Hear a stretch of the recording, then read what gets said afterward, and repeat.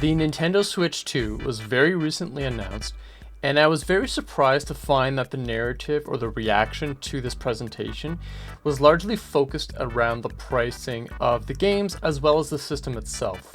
And for me, I totally disagree with these perspectives, and I want to talk a little bit about why that is the case. So we had a great announcement, right? We had a lot of great games, a lot of great first-party stuff, a lot of fantastic hardware features. Seems to be more akin to the PlayStation 4 or a Steam Deck or something like that.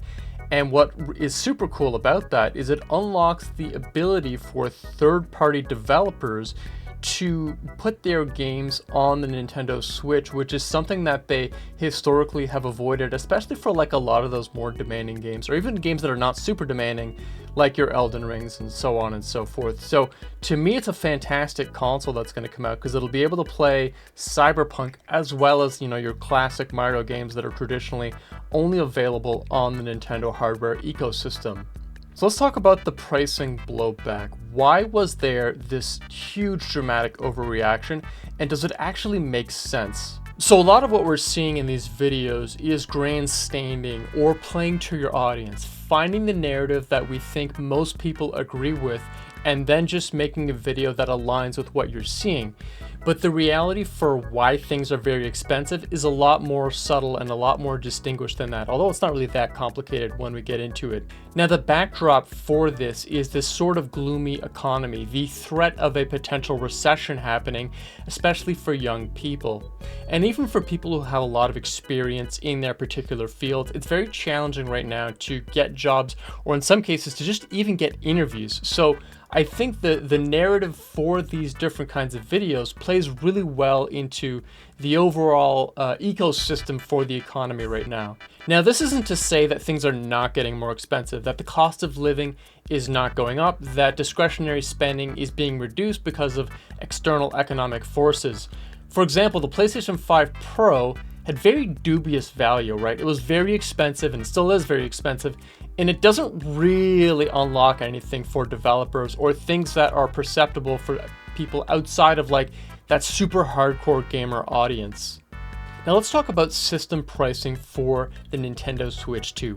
450 buckaroos, which is something comparable to the Steam Deck, and that for some reason totally beloved. Nintendo Switch 2 can't stand the thing, overpriced garbage, which to me doesn't make any sense whatsoever. But to me, this is also like a very much a smokescreen, because the real cost has to do with things that are recurring costs. And we're going to talk about game pricing, which is of course something that recurs, especially if you're going to buy multiple titles.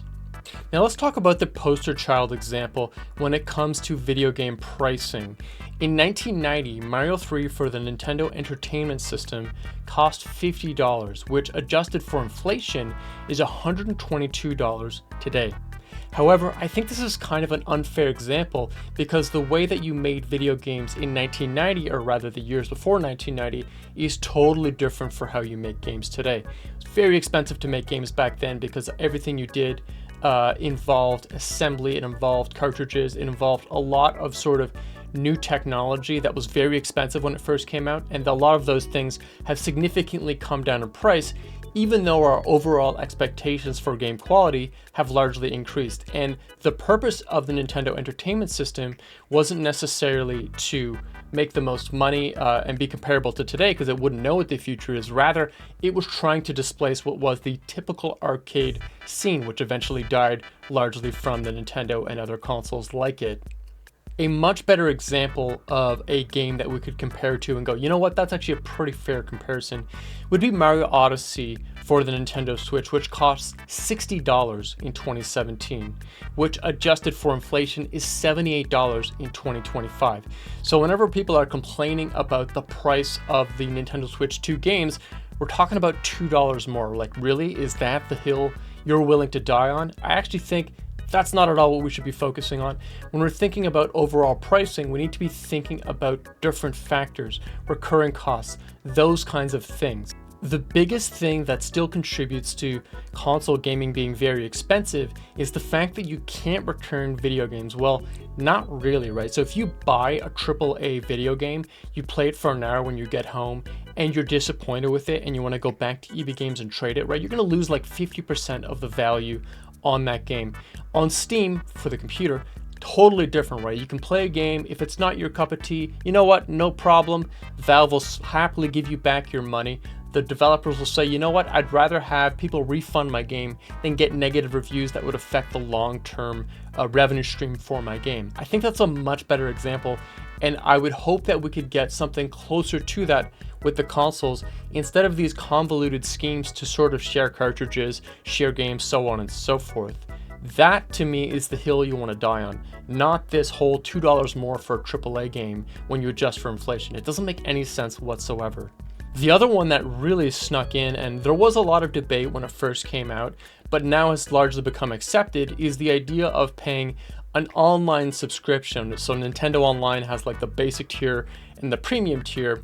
However, even that, I would argue, brings a tremendous amount of value because you get to play those retro consoles with the games that come with them in a legal way, which is something that a lot of people have been very vocal against Nintendo, that they don't actually provide ways to play a lot of those older titles. And I do think that these Nintendo Switch Online subscriptions, especially the Plus version or whatever it's called, provides a very fair value for what you're paying, where you get to play online, you get to play all these older games, and now you even get to play GameCube games on the Nintendo Switch too.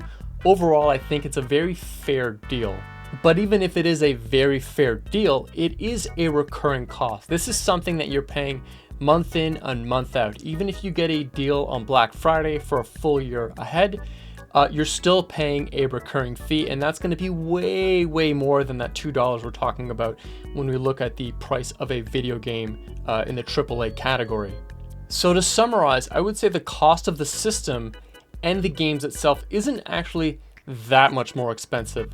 The no return policy on new video games, these subscription fees for the online access, those are the real elephants in the room when it comes to costs. So let's focus on those things if we're going to sign petitions and all that nonsense, or if you want to chat with Nintendo about how we can make gaming a little bit more accessible, especially like in these uncertain economic times, and maybe we'll get a better ear. But let's be honest, Nintendo's been pretty kind of distant when it comes to implementing things that are coming from outside of the company.